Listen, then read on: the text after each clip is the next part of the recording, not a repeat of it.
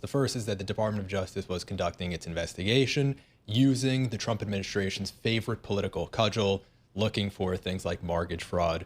They've began this investigation to Lisa Cook, Letitia James, Adam Schiff. This is a very popular tactic in the administration. We also knew that Trump was going to attempt to remove Lisa Cook for cause. We knew that when he did attempt to remove her, she would sue to stay in her role.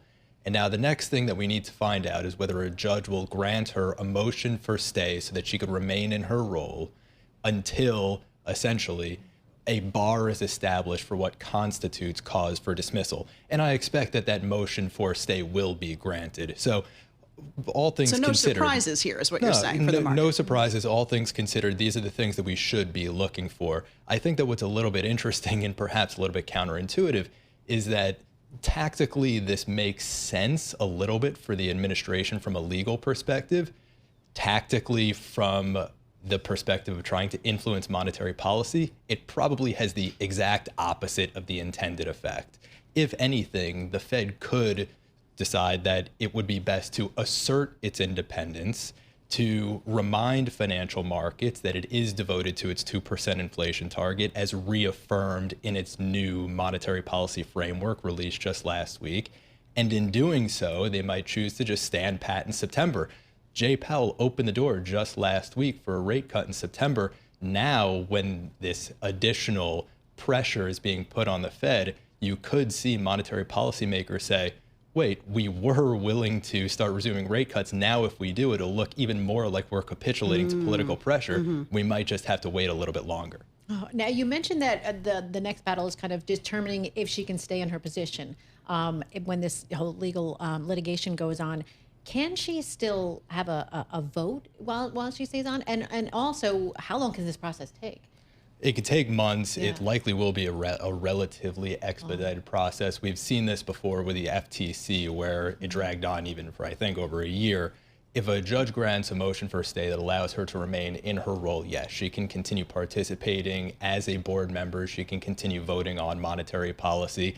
And while she's in that role and facing a legal battle, I expect that she could be delivering votes that are running contrary to the administration's interests.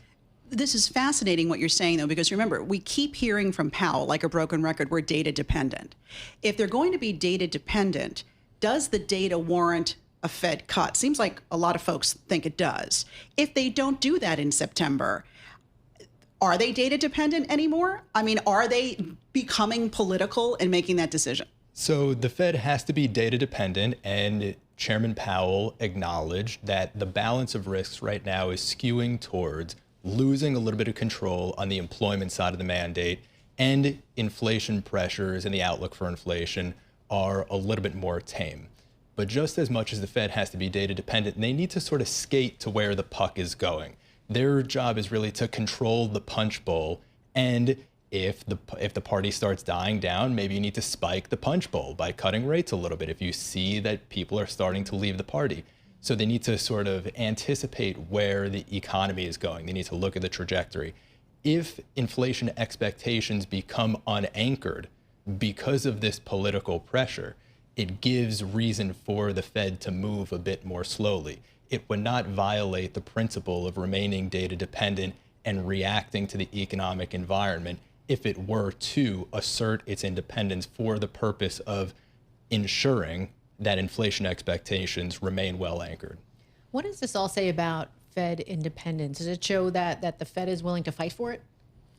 Well, so we know that the members of the Federal Reserve are willing to fight for the institution so that the institution remains politically independent.